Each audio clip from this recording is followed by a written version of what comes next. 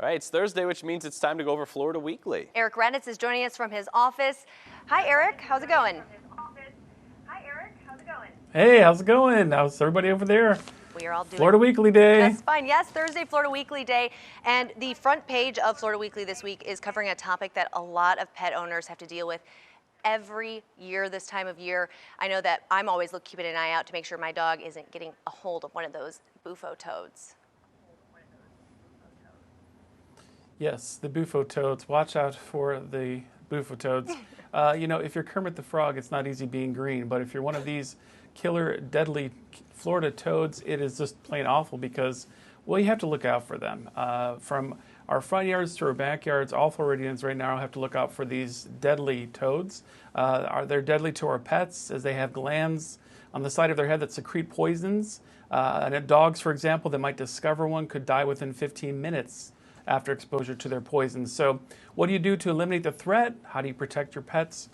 Basically keep these toads away at all costs. You should dispose of them immediately or call folks who can help if you are getting many of them. We have information in this week's edition.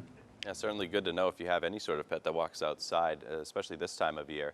In the next section, Eric, you're talking about hiring and how actually working together to hire someone could actually bring about the best candidate. Totally. So if you have a business, you probably have had an experience of having at least one bad hire. They came in for the interview after you looked over a pretty impressive resume, and then everything went downhill from there. So what went wrong? This week we have tips that will keep you from making those mistakes, and with ways of understanding your hiring style, assembling teams to give the candidate more exposure to people who are looking for different things, and assembling them being aware of potential hiring blind spots. So it's a great read on making sure you have the right team that you need to get your business done.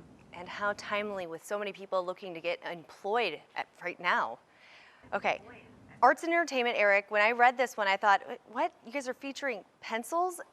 And then I looked a little farther into it, and I don't want to give it all away, so why don't you talk about why you're talking about pencils specifically?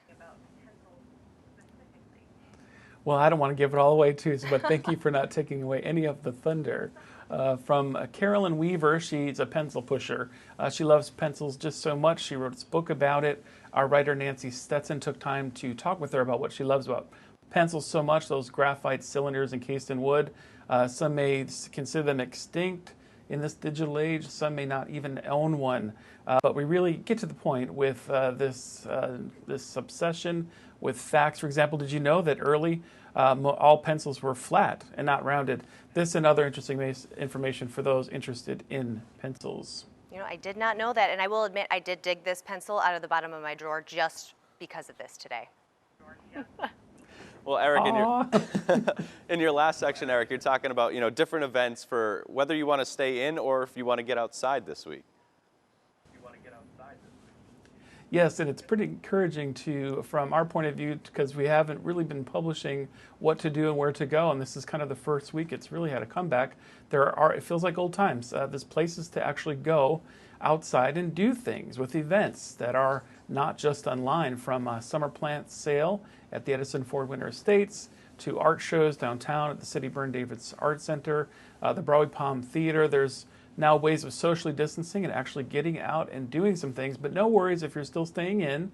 We have virtual things in there you can still do, from streaming plays and film discussions to also what is fresh and streaming in the world of film by a little column by yours truly. Oh, great. I was going to say, Eric, what are you streaming right now?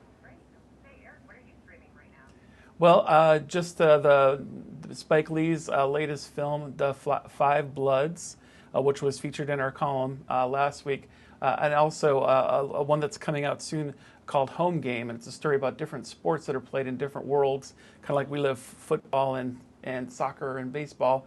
Well, there's other places where they run water buffalo, and they have Greco-Roman voodoo wrestling. It's pretty exciting. It's coming out soon on Netflix, so stay tuned to FloridaWeekly.com for that. All right. Well, Eric, we want to thank you for calling us in. We will see you next week.